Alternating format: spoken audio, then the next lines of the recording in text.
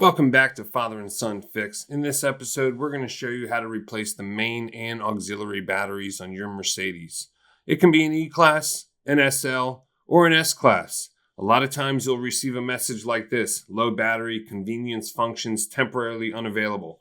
These are the tools that you're going to want to use. A good ratchet set, also some wrenches. They help with the terminals, a pair of gloves. We recommend rubber lining gloves, and of course, replacement batteries. Now first, before you get started, confirm the ratings match on the batteries that you purchase before you order them. The main battery on the E-Class and in many Mercedes is located in the trunk. So to access that, you're going to go underneath here. All right, lift it up. Now we need to remove some trim panels to get to the battery there. Trim panels are usually held in by these small clips. See that one popped off there as we were lifting it away.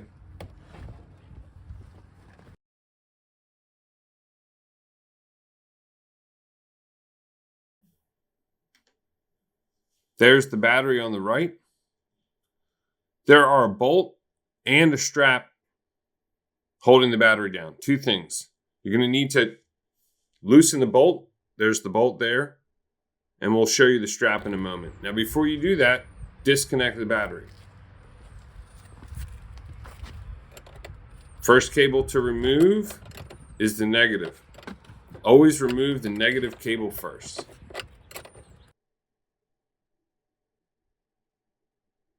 That's a 10 millimeter wrench that we're using. And you don't want to take the nut off completely. Just loosen it enough so that you can take the cable off of the terminal. We like to use a spare glove. That prevents any accidental contact with the terminal and the cable. You can use a rag as well. Just make sure that it's something insulated.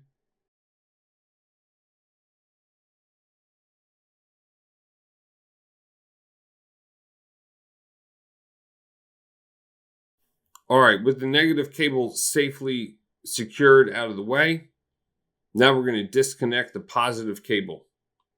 Again, here we are working on the main battery located in the trunk. The positive cable also uses a 10 millimeter.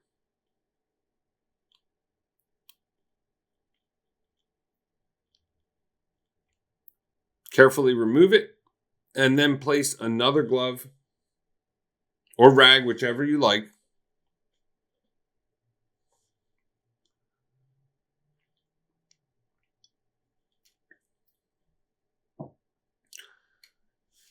Now that the battery is disconnected, we can remove the bolt and the strap. The bolt is held in by a 13 millimeter, and you're going to need some extensions. We thought 2 extensions were enough. Not quite. Nope, I need more extensions than that. After coming back with a few more extensions, there you go. That allows more travel on the wrench.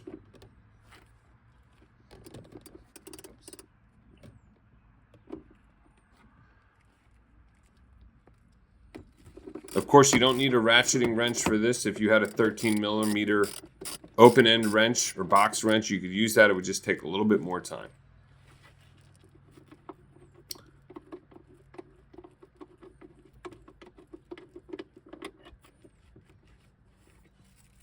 There's the bolt that secures the plate holding the battery in. And on the other side, there's a little place for the lip of the battery to go underneath. The plate and the bolt secured on this side. And there's also the strap, which we're going to show you how to remove now.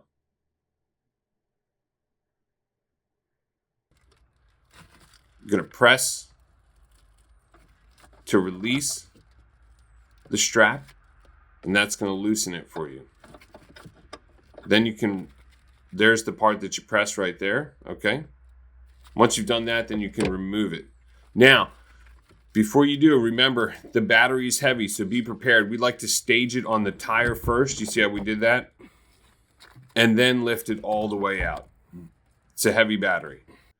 Okay, one more time, comparing the old and the new batteries. And before we go in with the new one, just want to make sure everything is clear.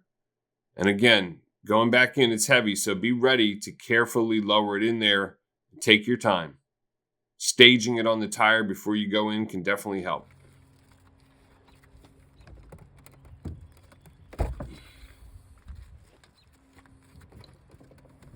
So sliding it underneath the lip there in the back. And glove or the rag may come off of the cable as it did to us. Don't worry about it. Just secure it again. Make sure it's okay. Be careful you don't pinch your fingers or anything, and slide the battery carefully back into place. It looks like we got the strap caught around there as well. Okay, I think we're all clear now. There you go. See how it slid into place there? That's sliding underneath that lip in the back.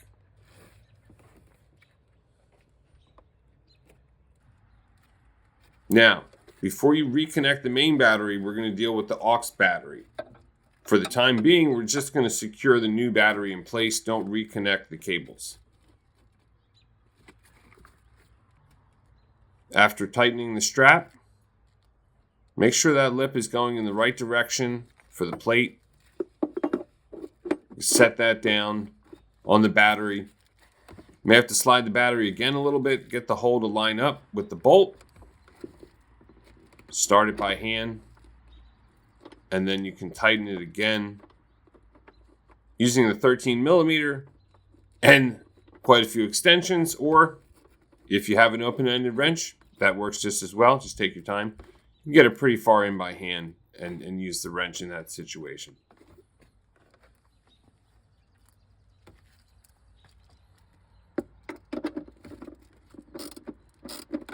Get a little bit different angle here of the access and why we wanted that many extensions to get some clearance above the battery.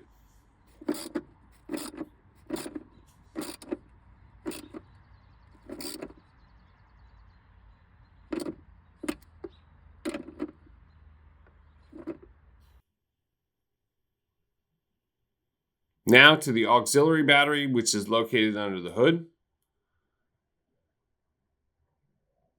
And on this E-Class, the battery, the aux battery under the hood is located underneath the cabin air filter on the passenger side. To get to it, you're going to remove the cabin air filter.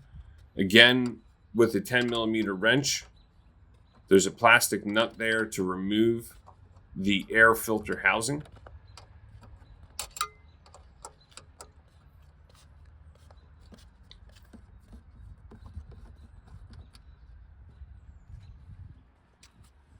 And to remove that housing, you're going to tilt it up and then lift it out of the way. Okay, here we go. Just like that. And then it lifts out of the way. There you go. Good job. And there is the little baby battery, the auxiliary battery that rides up front.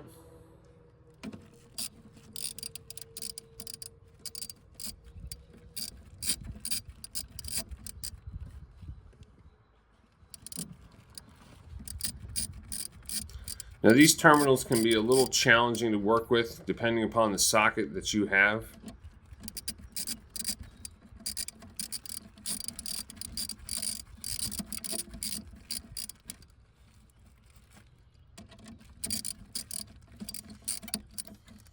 The way that the head of the bolt for the terminal interacts with the cable makes for a very shallow surface to get purchase on. So just be careful and don't apply a lot of pressure or strip the bolt out. Just take your time.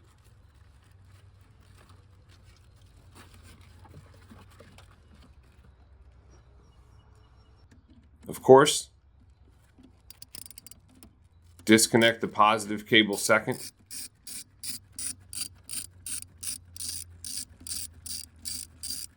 Just like with the main battery in the back.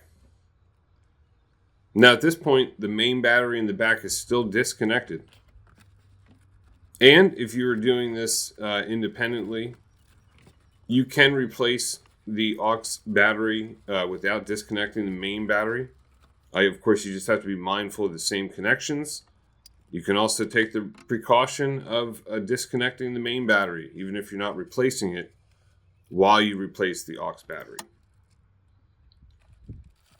Now there's a nut that secures this battery hold down that you see going over the top of the battery there. And due to the size of the post, unless you have a deep socket, which we didn't go to get at this point, we use the wrench to loosen it to where the socket could grab onto it. And this is 10 millimeter terminals as well. You just want to check those for your vehicle and application. Okay, you can move the hold down out of the way that has a piece of rubber there, and out comes the little auxiliary battery. Now we're going to compare the old and the new battery. This is a great time if you've got the E-Class or even if you have one of the other vehicles, any corrosion or dirt you find in those areas, vacuum it out, clean it up. That's going to prolong the life of the battery. And in the case of the E-Class, it's going to keep the air fresh coming into the cabin there because, again, that's right where the cabin air filter sits. And one thing about this new battery, the replacement battery, is that it doesn't have the same type of screw terminals. So as a result, you need to use, at least for the battery that we got, we had to use the bolts that came with the battery kit. And that can make it a little bit tricky, but we'll show you in a moment how you can make that easier by using some dielectric grease on the bolt to have it sit there before you screw in that terminal. All right, so here we are tightening down the battery hold down before we reconnect the aux battery. And again, just make sure it's good and tight. You don't want to overly tighten that. And here we recommend dielectric grease for the terminals and the cable ends. And we're also going to show you in a moment how you can use it to put that bolt underneath the terminal where you need to screw into it and get it to sit right where you want to without it, one, moving and two, falling down into the abyss, into the vehicle there.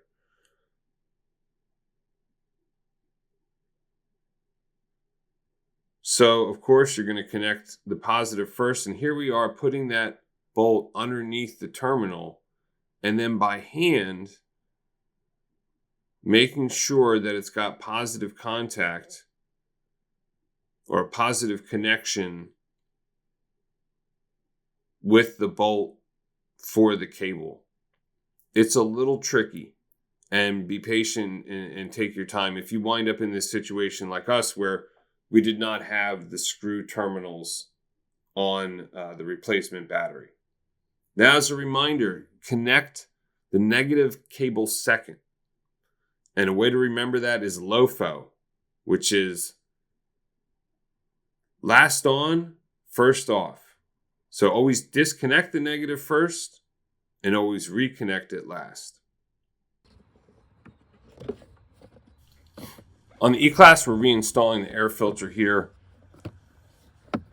Your vehicle, you may need to reinstall another trim panel for the aux battery. So go ahead, now that it's been reconnected.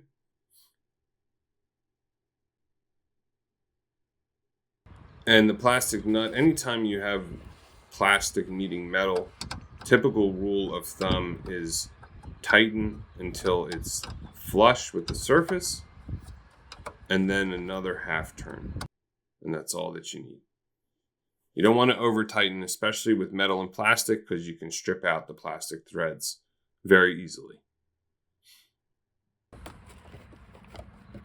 Okay, so here we are reconnecting the main battery. Of course, positive is going to go on first, and we're adding some dielectric grease to the cable, and then we're also going to put some on the terminal here as well.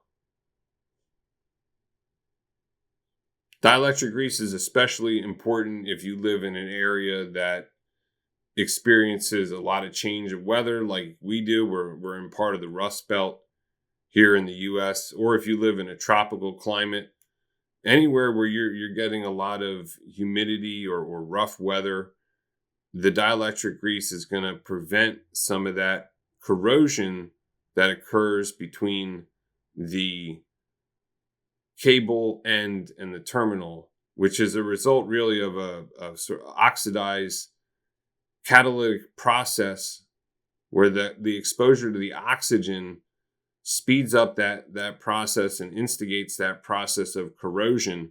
And by using the dielectric grease, it's the best thing you can use to seal out that exposure to the oxygen.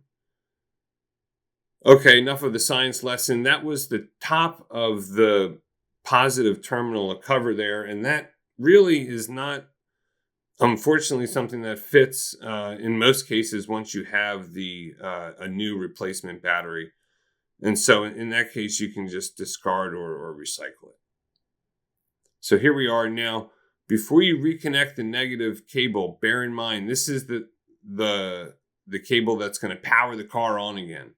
And you might get a small spark or see a small spark when you reconnect it. So bear that in mind. You want to kind of do it in one clean motion. You don't want to sort of rattle it around because that can power on and power off things quickly. You just want to do it nice and clean. And then at that point, the power has been restored to the vehicle.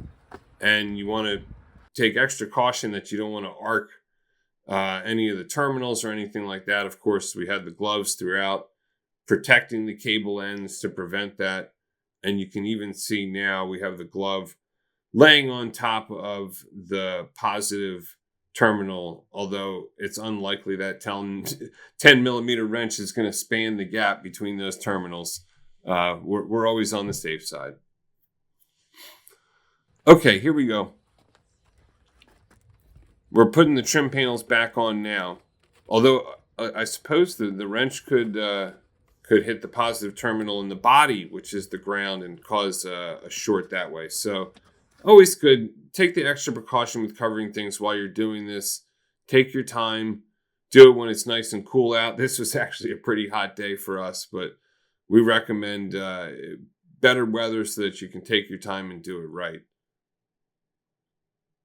Okay, so here we are reinstalling the trim panels, and a lot of these tabs are just going to pop in or lightly screw in. You never really should have to apply a lot of torque or force to any of these little trim panel pieces. Now, we're not quite done. This is a complete guide. We're going to show you how to also reprogram the vehicle. Here's some of our essentials. You should really have jumper cables and a basic toolkit. You never know. It can be helpful for you, and you might even be able to help others with it as well, as we have done in the past. And for part of this repair, we actually use part of that toolkit. So, hey, self-sufficient. All right, here we go. Now, as we close this back down, we're getting ready. The first step is just a basic power on. Make sure everything's good. Then start the engine and start the reprogramming process first with the windows, where you're going to want to pull those up all the way and hold them briefly. That's going to reprogram the windows. Then to reprogram the ESP detection, you're going to turn the wheel all the way to the left and then turn the wheel all the way to the right, which is known as lock to lock. Okay, now the next step is a little bit tricky, and that is the sunroof. And we're going to show you really in real time how we went about doing this. And it's a little tricky. Really, you need to press and hold the sunroof in each of the different directions. So all the way back and hold for 5 seconds. You're holding it the whole time. 1, 2, 3, 4, 5. And then going forward, you're going to do the same thing again. We're going to press it forward. 1, 2, 3, 4, 5. And you may need to repeat the process, as you'll see what happened to us. The next step is to lift up and actually use the tilt up function. Again, holding 1, 2, 3, 4, 5. Then pull down and hold 1, 2, 3, 4, 5. And then it should work. However, for us, it didn't. So we had to, again, hold it back. And we did the same process. We closed it, held it 1, 2, 3, 4, 5. And then we went back went back all the way, held it 1, 2, 3, 4, 5. And that time it worked. So sometimes you may need to repeat the process, either the timing's off or something else may happen, but that's what you need to do for the sunroof. Finally, you can check the battery voltage in the cluster, hit the reset button 3 times with the key in position 1, and we're good to go, 13 volts. Thanks for watching. We hope this helped. Leave us a comment. Let us know what vehicle you have and which batteries you replaced. If you replaced them both, fantastic, way to go. Thanks for watching. We hope you have a great day.